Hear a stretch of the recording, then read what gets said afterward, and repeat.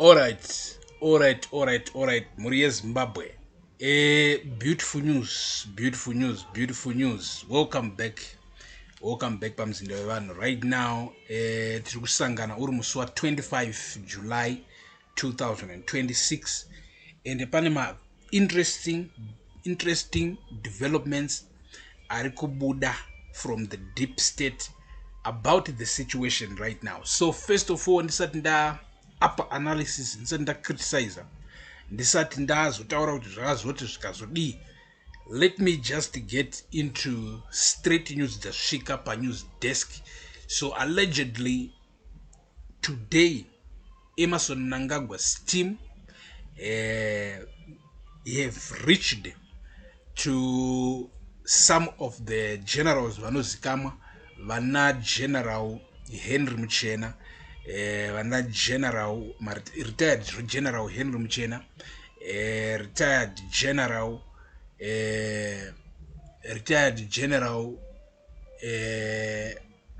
vanonzani vamapranga, retired General Winston Sigauke Mapranga, etc. All these generals vanozikama.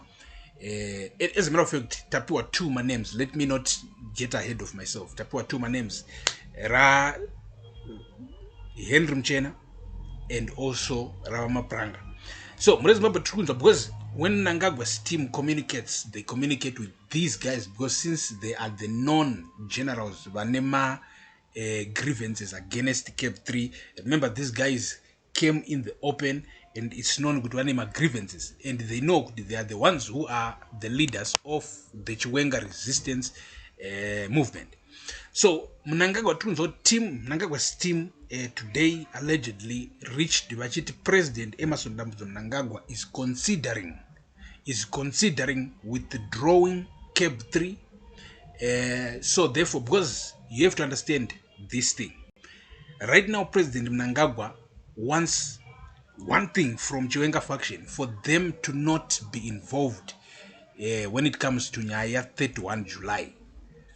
President Emerson Mnangagwa wants these guys to not be involved when it comes to 1 July, because if these two things happens, the forces of Chiwenga and the forces of the masses meet at the right time, then you know what is going to happen there is a superpower. It's a force that Mnangagwa can no longer stop. So because I'm about to really get to that thing. Information yasvika kubva kuna Comrade Takawira, so it's highly likely it's happening and it's true. It's highly likely. I believe him. You have to make your own decision. But now listen to this. The thing Mnangagwa might be again playing his delaying tactics. He might be playing his delaying tactics. Zekuti iye arikungoda kuti 31 July ipfuure, achibelievisa ma-generals, achibelievisa ma-retired generals, achibelievisa Chiwenga faction kuti he is about to withdraw. But here's the good thing. Mukomana, according to information, akapiwa an ultimatum yekuti dzainzi 5 days dzinopera, dzatakatarwa dzinopera musi Thursday, musi Wednesday, wiki yatiri kupinda kutanga mangwana, yatiri kupinda kutanga Sunday mangwana. And it so Zimbabwe, pane vaya vari kuti join for the first time, well, thank you for joining us for the first time. I always assume that everybody who is here already knows what's happening, but I know there are new people, so make sure you subscribe, because every day na 7 ichino chirongwa techipanana ma updates on what been happening today munyika, kubva mukati mu deep state kusvika kunze kuma streets, social media, everything. So right now this is the topic at now yekuti Mnangagwa finally gives up. So Zimbabweans, this is the news dzokuti dzinotita kuti tifare singambobviri. And it news dzokuti sema Zimbabweans kunzwa kunzi kwanzi Mnangagwa gave up, we celebrate. Teda kutopinda ma stadiums fara to celebrate. And so let me get into it again. In fact, not again, more deeper, so that you guys understand what is happening in your country. So right now, that same thinking yekuti Mnangagwa might be trying one of his games yekudelay kuti ma-generals asajoina the masses musi wa31 March, because kujoina kwema-generals, kujoina kweve kwachiwenga 31 March, it means ndo kupera kwa Mnangagwa. It's like that. Once the citizens see kuti matanks ari kusupport chatocha, you know kuti Mnangagwa will go. But here is the thing. Here is an important thing that I want you guys to understand. Sema Zimbabweans pano mzinda wavanhu neni Super Nexus ndoda kuti muunderstand chinechi. Vakomana already akuzati pane an unknown ultimatum yakasubmitwa ichitaura 5 days dziri kupera Wednesday iyo kuti Mnangagwa by then you should have withdrawn Cape 3 musi wa 31 July usati wasvika. So kana Mnangagwa ari kutamba ma-delaying tactics and then by Wednesday anenge asati withdraw Cape 3, mafanizwayo mawani waya, because zviri kureva kuti he is not standing with the generals. We don't know what other plans, what other things that is gonna come up with. And you, as a matter of fact, tisataenda kumberi, comment in the comment section, what do you think Chiwenga faction should do? Should they listen kuna Mnangagwa promising them again kuti he is going to withdraw? So also mure Zimbabwe tambo zvitaura pane vanga vari pano apa during the day, or maybe that video I said yapinda online, but yekuti pane right now a plan yekuti Mnangagwa ari kuda kuuyisa 5 ma-president emSADC munomu to come and talk to Chiwenga and show Chiwenga kuti wangu wakadliwa nepublic. The whole process ye Cape 3 was constitutional, and Mnangagwa anenge achibudisa evidence yemavideos akafanana, anenge achitora pachiita ma-consultations, vanhu vachimba, vanhu vachita sei achiti this is what's happening in the country, when everybody knows kuti pakangoshanda mari, vanhu vaitengwa, vanhu vaimanipulate, vanhu vaita sei. So mure Zimbabwe alright, this is a very important thing that is happening right now. But now I want to get into the things that are happening in Zimbabwe. Anyway, this first thing is a very interesting one because we are about to go to mapostori achipedzera Mnangagwa.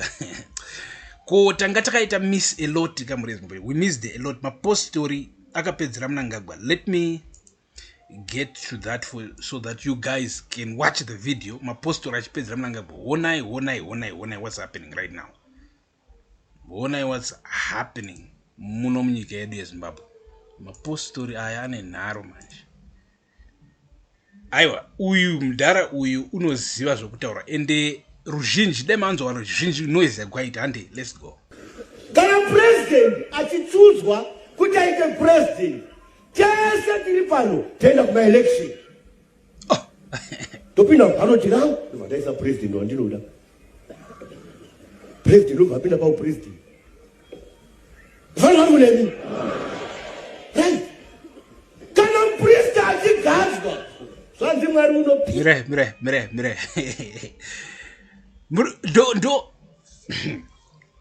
Ndo impostor unofana kutsvagwa opiwa apa uyu ande mberi. Ende mwana hanza hanganyepe. Ona kamera kakunyara manje. Big blow pachena murezima ona kakatarisa pasi. Akachagoni kana kusimudza musoro. Alright bo ande mberi. Ya nogaza mpurisiti anisa mpurisi pamuroko pamusoro. Mpurisi hagadzwi kupurisi nomwe munhu ba. Zvasiyana. Tichida president toenda kuma election. Toenda kuna priest hakuna ma election. Amene kuna majwani marange. Pane makapamba kamodaidzwa kuti musi wa 24 tine ma election. Tocha kampurisiti. Fanga kuneni. Ona kakuzimbozhinya. Kamera makambe ma constituency okambena ire mpriest augazo. Anozabaka. Emazoni apa kapedzerwa boys, apa kapedzerwa. Aiwa, let's go. Mpriest ndiani? Fanga kuneni. Samari. Yes, Samari. President musi anogadzwa. Ane mbaka dzanopfeka dzo president. tichaona kana tiri mudzimba dzedu tichiona pazvivhitivhiti purezidendi wakugaza une zvaanopona nhasi ndiye purezidendi mupurezidendi kana wagadzwa haapfekedzwe chiro nomunhu vaya. Okay. Aka kamudhara aka kane madzini mahombe handiti direct mberi kwemunhu wese vangaongosekerera vaemarson but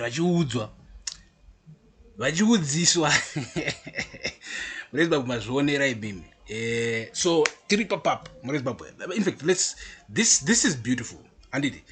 Tasaona kuti mufesi uyu wadzokorodza kangani kuti president ma-elections mupurisita unosarudzwa naMwari asi president ma-elections aiwa big up wamuudzira pachena right there in front of everybody. Handozvitoripo right. murezimbabwe tiri kuudza kuti kurupisa mumastreets. This is important. So toda kusvika panyaya yamadhuku obheja kuti chero macourts are captured, say they will win because of an argument. Pane zvinhu zvokunzi chero macourts are captured, but the argument, if the argument is so strong, murezimbabwe, if the argument is so strong,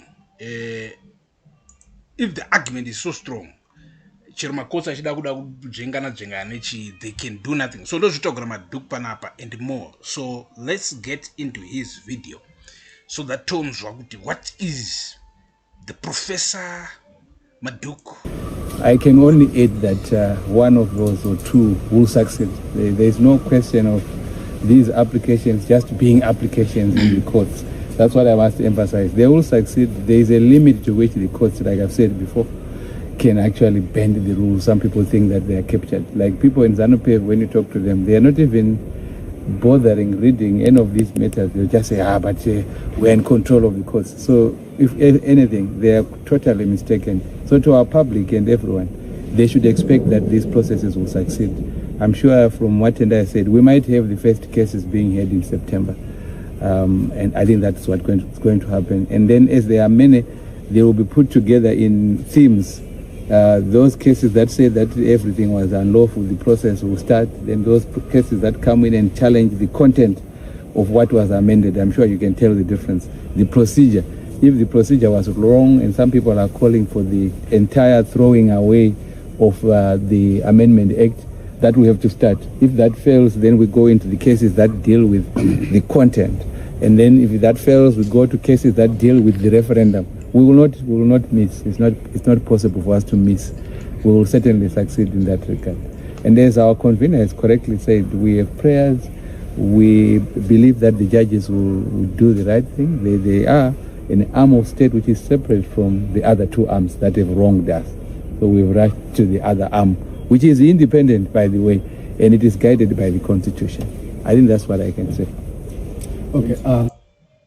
All right, Zimbabwe.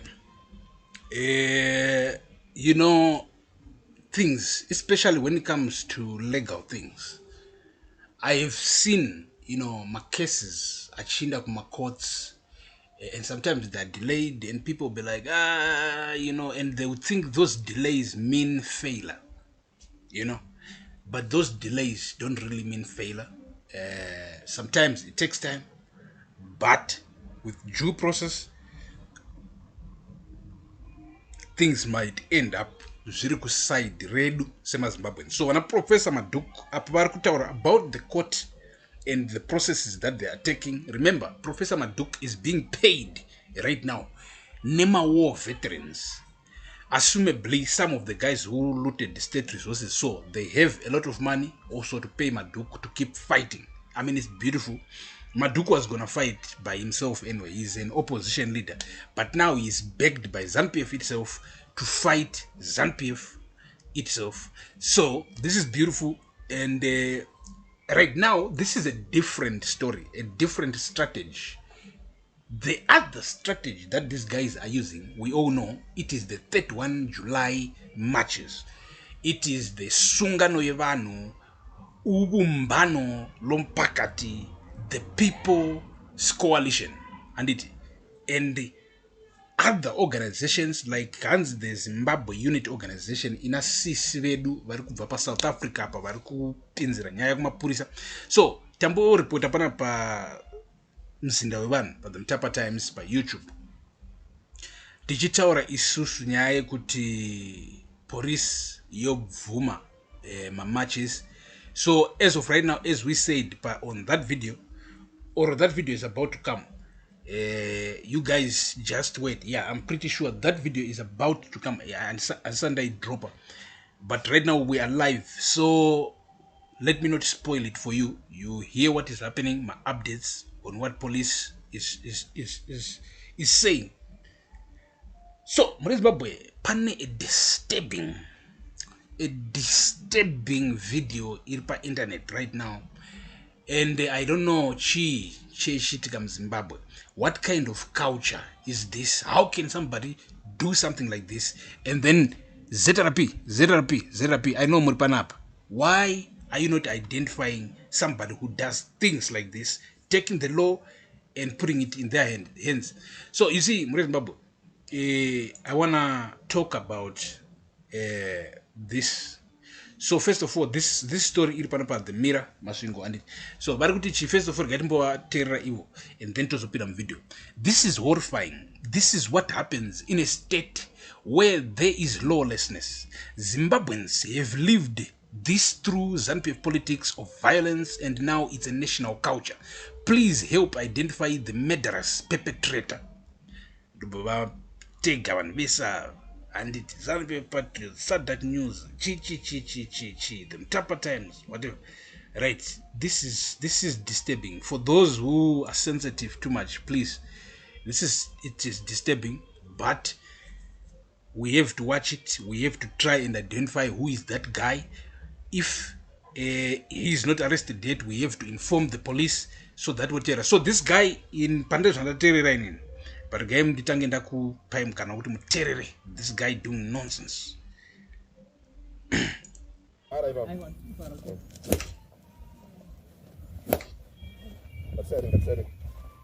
baba. That's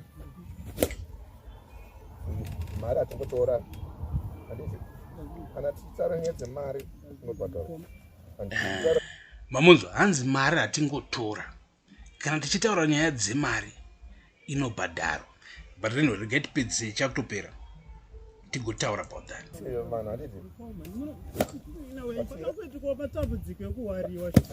Apo, Murbaona.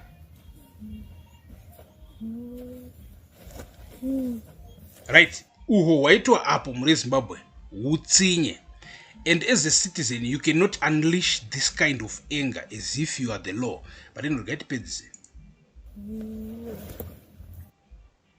Alright, chapa chapera. Right. Muri Zimbabwe. Uyu munhu uyu anogona achimbazurisa. I mean, from trying to put into context what he just said with mari atingotora kana vatora mari inobhadharo Nyika. Anogona achimbazurisa. First of all, chimbazo pachacho achizi pamutemo. Second of all, kana uchita zvechimbazo, you have to understand that achizi pamutemo. Which means, kana ukaluza mari, you don't take the law into your hands and go beat up people like this. Kurwa munhu nedanda uku. And it kumukava kumeso sezvataona. It's not right. It can never be right. And umfesa arifana kubatwa, osungwa, ovharirwa for serious assault and also for chimbazo chari kuita izvozvo. Because and it's good out there, because sometimes it's business and it's culture and it's how we live, dependent. But if you are doing that game, just know it's a risky game. And the risk is that you're going to lose your money or people will delay. Sometimes they just don't have money. Just imagine face you have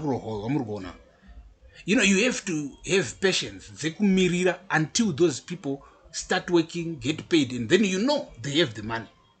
Because first of all, that's what I just want to say. It means surely that person is submissive to you. Like, if they had the money, they would pay you. You understand? So, wangoita monster iwewe amongst your brothers and sisters. Kurova kuti wakweretsa munhu mari ari pama1. And unfortunately, anga achifunga kuti maybe end of month or 2 months later, achaiwana mari okubhadhara. But ukaona uchisvika pakumurova sezvizvi asingakubhadhara, hakuna munhu anoti ane mari orohwa sezvizvi achitadza kubhadhara. You understand? But uri kutomukava futi kuface. Do you understand? Kurova kuti you know this guy doesn't have money, but now you are making that guy suffer.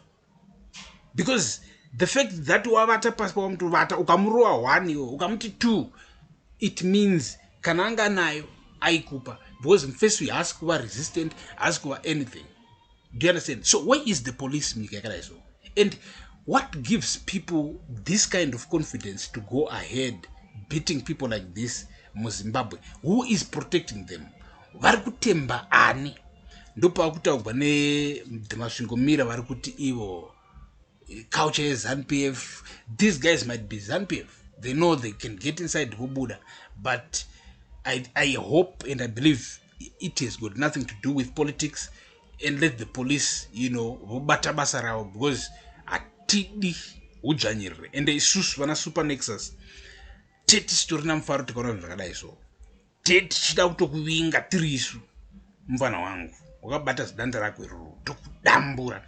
But anyway, atizodo also kuisa mtemo maoko edu. Techida kuti we keep the police vachikutsvaga, because tikazokutsvaga tirisu anengatoma funnies. But anyway, tsvagwane police, Zimbabwean Public Police, Zimbabwe, identify the guy, report, and it is so that we have law and order. Nyika medu misa zvinhu zvakadai so.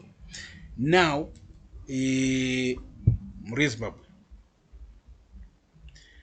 ndakuda kuti now tichipinda on something good, something that we like, but at the same time, tipa questions. But anyway, first we celebrate like tingoriwo vanhu vasina brain, tirongotarisa on what is happening, because that's most of Zimbabweans, they don't care about whatever. They just like taura chinhu chiri bo, so we running behind chinhu chiri bo. So right now toda kumboona chinhu chiri bo, tirumbidza chinhu chiri bo, but tozotaura about it. Takushanisa brain, my people. Let's get to Newsday. So this is an update about Matapi renovations. Update about Matapi, about what is happening right now. So this update, they are 25 July per Newsday, and so this is today. And last Friday morning, I visited Matapi hostels in Mbare as a concerned citizen of Harare. Not with a camera to shame, but with eyes to see and a heart to understand. And I must start by applauding what I saw. So you can see, first of all, here we have the picture. The renovations led by Engineer Collins Mnangagwa through ED aid are visible. For the first time in over 2 decades, there is paint on the walls that is not peeling. But I know ndinenya ndola kuzvitaura kuend, but imbomira hands through ED aid, at least I mean part of my Zimbabwe zanakapa asina kupanzwa. And the renovations led by Collins Mnangagwa through ED aid. All right, let's go forward. We'll come back to that. And there are builders fixing showers that have been leaking for years. In the toilets, old cracked Smith-era vertical plan pans are being ripped out and replaced with new seated cisterns. Most importantly, the sewer system is also being revamped. That cannot be overstated. For years, best sewers have run through the corridors of Mbare. Children have walked through raw sewage to get to school. The smell has been a permanent feature. If this sewer system revamp is done properly, it will be the single biggest public health win for Mbare in a generation.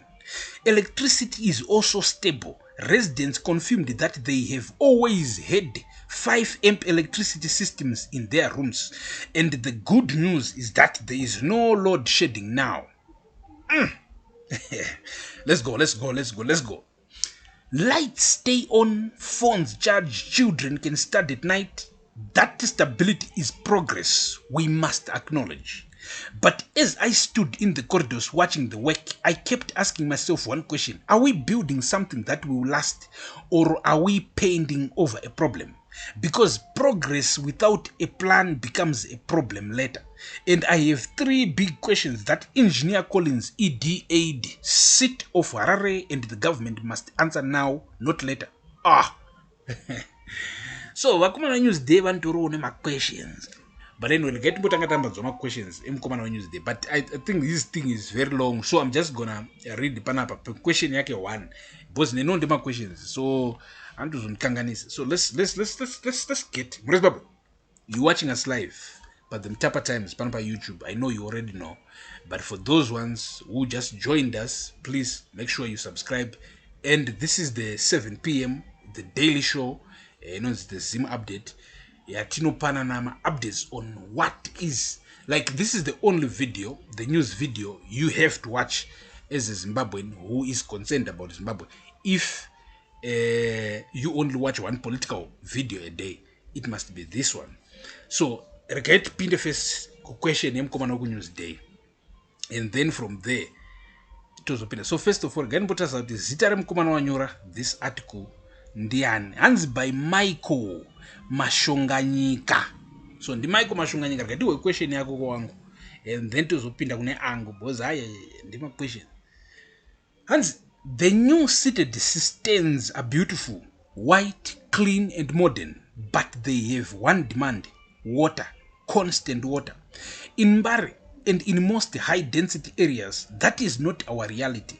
We live with water rationing. We live with dry taps for 2 to 4 days. Moria Zimbabwe. We live with 20-liter buckets and join queues as early as 4 a.m. So I ask directly, what happens to these cisterns when there is no water for 3 days? Unlike the old squatting pens, a seated cistern cannot be flushed with a bucket. You know, I like this. Now this guy, right? The moment it is used without water, it blocks. Waste stays in the bowel. The smell rises. Flies come. Diseases follows. We risk turning a dignity project into a health hazard. So, Bakomana ndoza ndambukuta urepepe kuti ZANU-PF is busy trying to kuisapend pa old building, or trying to push a beautiful narrative. And it, engineer, mwana wa Mnangagwa wazo renovate matapi flats, was it say. But the rotten thing here is the system itself. Says right, but how is it going to? The system doesn't sustain it, because we say to modern technologies, but to know that support a functioning system. Water delivery is there every day, and the part was 3 days, 4 days. Kusina vat munyika. It nonsense. Let us go. My advice as a citizen is simple. Drill a solar-powered bore in every hostel block with a storage tank. Matapi, Nenyere, each block must have its own water source, so that when city water fails, the toilet can still flush, so that a girl can still wash during her period, so that a mother can still clean her child. This is not a favor, it is law. Section 77 of the Constitution of Zimbabwe is clear. Every person has the right to safe, clean and potable water. We cannot install 21st century cisterns and depend on a 20th century water supply. That is setting ourselves up for failure. So, karama unaona question 2 mkoma na question 3 mchawo ya news day no. But I have to say Michael wangu Michael Mashonganyika apa urukutaura, but inini so I have different questions. They are not questions. ini nditotaura politics because rimwe day neniwo super nexus wenyu pano muzimbabwe ndoda kuti uzviitawo president wezimbabwe. So hatisi kuzotaura tichinhafana tikutobaya dede nemukana kana richiti pidigu ngariti pidigu ngaridone tiripo palive panapa. So muzimbabwe right, inini ndoda kuti kwamuri muzimbabwe vese vaya vari kumhanya namainini vachiti kanzi hey, this is good, hey, let's praise this mwe. I'm just saying guys, things like this zvinhu zvinofanirwa kunge zvichiitwa handle by government institutions that are responsible for that. Kwete kwanzi kuuya kwanzi kune inonzi ED aid, a political campaign. What nonsense. Anyway, projects like these must not be handled by some personal accounts. They must be handled by proper government channels. You see, that's the problem. These guys are not about developing Zimbabwe, developing Zimbabwean government institutions. They are about themselves, their name, their family, their it's nothing. Sean Mnangagwa, unonzani? Collins Mnangagwa, unoiwana ipi mari yekurenovata matapi flats. That man runs into millions. Arikuiwana ipi mpana ne 38 to 40 wamene wani mangoni mangani, but it is somewhere there. Arikuiwana kupi if it's not state resources. And then they come to us, real gentlemen rakafanana neo wangu, and the ladies vachitiudza kuti kwanzi this is a beautiful thing, mwana wa president wa renovata matapi flats. Isn't that, an advert? And this guy wepa Newsday mfana Maiko Mashonganyika wataura a very good thing, because murukuita an advert yekuti at the end of the day you are creating these beautiful flats, you are putting this modern technology, and then 6 months after maita izvozvozvo people are back to nothing because vatadza kuflasha, vatadza kuita sei, mvura haiko, magetsi ainda chichichi, because system is rotten, yakavora. It's not able to supply water to the people. And so what do we have at the end of the day? And you expect us sober-minded Zimbabweans? Hatina kudhakwa, hatina kumwa doro isu, hatina kushuta mbanje, hatina kubhema anything, hatina kutora mutoriro. We are sober-minded. And tinoziva economy, tinostada, tinomaverenga mabooks, tinoita everything. We are serious people in life. People vanotova ne direction, my businessmen, people who become billionaires in this life. And then you come to us, motudza sina basa, sema ordinary Zimbabwean citizens. Muchitudza kwanzi this is a beautiful thing, praise, bvumai vakomana. Nosanda tungoti mastatement yatechudza kwanzi bvumai vakomana, wai muchiramba, president wazoita sei, chakaningi wazoita sei. Unongoti these guys who are saying these things, it's either they are directly getting money from ZANU-PF, benefiting from the regime that's there, or matunum. It's those two things. And vari kuwana mari directly vashoma, and that's the problem. So right, ruzhinji gwese bweuchimanya kuchiti ye zvikazodi matunun and pasinazo. Right, muzimbabwe ndakuda kuti nini tichipinda ku regional news timbonzwa what we are talking about on a regional SADC African level, and tine one nyaya yatoda kupinda mari, just one nyaya yemwanasikana anonzi Chidima Adechina. Mwanasikana akazvagwa pa-South Africa nababa weku Nigeria na moms weku Mozambique, but wakazvarigwa munyika South Africa ndokukuriramo and everything. And she went kunokombita kuita kuita a beauty pageant or whatever, model, and it hands Miss South Africa. Mura Zimbabwe, she won Miss. I know winner Miss South Africa. I'm pretty sure I winner, and then people got jealous. As South African, ndo announce matunun. In the problem matunun. matununu anoita ndifile sick ndowakugwara ndikaona matununu. And unfortunately it's like 90% yema-Africans stupid. Tenge tisati tanzwa, tisati tadzidza, tisati understandana. Right? Apa tikutaura zvemwana akazvarigwa munyika, akakurira munyika, ane ma-friends munyika, ane everybody that she knows and associate to. Vanhu vari muSouth Africa, they are South Africans. And then imini muri busy kuti dzokera kuNigeria, ita zvaka. Guys, you are destroying somebody's life. And tiripo pano tose tine ganda dema, tiri muchinyika chedu, chikontinent chedu cheAfrica chinoichi, tose tiri nhapwa, tose tichiri, we are still being exploited up to this day by the West, by the Chinese, by the whatever. You understand? We have to unite under whatever circumstances as a people, as Africans. If we don't do that, no, not even one of us can win as an individual because we are too small. Nigeria is 150 million. It's still too small to sit at a table and negotiate with China and negotiate with the United States because these countries are massive when it comes to economics. So, ndo zvanaida kutaura pamusoro pachidhima adechina, so that imimi maZimbabweans also munomuka, because kuna maZimbabweans anenge akatomaka mamwe maAfricans zvino mangofanana netuvanhu tiri paSouth Africa twakadhibha big time.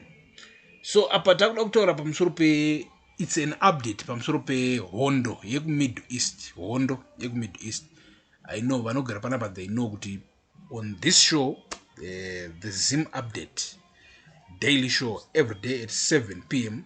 live pa the Mtapa Times YouTube channel. Vamwe vachazotiona, vamwe vari kutiona nhasi kwati wamangwana, kana kwakuchinzi vari kutiona nhasi kwava mangwana. So urati muri kutiona mangwana imimi, and indiri kuti right rora muri kutiona nhasi, asi isusu takabroadcasta zuro. So energeti update nepamusoro pehondo iri kuitika kuMiddle East. Hondo iri kuitika kuMiddle East. It's bad. Isusu hatifariri hondo. We never support hondo, violence and whatever. So strikes between Saudi Arabia and Houthi rebels open a new front in Middle East conflicts. So nezvuro patakataura about this, tataura kuti these Houthis, so kune nyika inonzi Yemen, and then kune nyika inonzi Iran, and then kune nyika inonzi Saudi Arabia, and then idzi nyika dzose dziri ku Middle East, but then kune America inova iri ku North America continent, musoro haisi ku Middle East, right? So United States of America iri kuataka Iran, but Iran haina military mu Iran chete, ine anonzi ma military proxies, right? Ine chiproxy chayo chinonzi the Houthis chiri kunyika inonzi Yemen. Nyika inonzi Yemen iri koko Middle East also kune Iran. Now United States of America ine ma military base ku Saudi Arabia. Andi muri pabata. So United States ine ma military base ku Saudi Arabia. Iran yakushandisa chiproxy chayo chiri kunyika yeYemen. Nyika yeYemen inova also iri kuduze neku Saudi Arabia, kuataka Saudi Arabia, kuataka ma military base United States ari mu Saudi Arabia. So this is another new ground yehondo yavakuitika. Ma1 and panenge because kune inonzi collateral damage. Collateral damage is always there.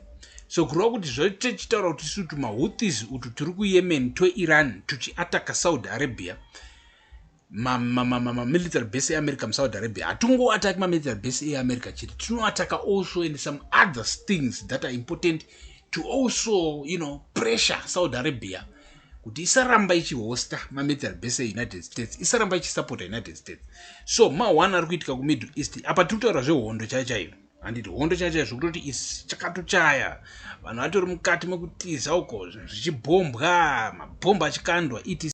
Right now in this life yatiri kurarama, So you can see kuti politics that echitaura nezvadzo muZimbabwe dzichiri peaceful. You have to also understand that politics dzine consequences are serious. Politics, decisions that politicians may make, they can end up in a real war, real people dying, which is bad.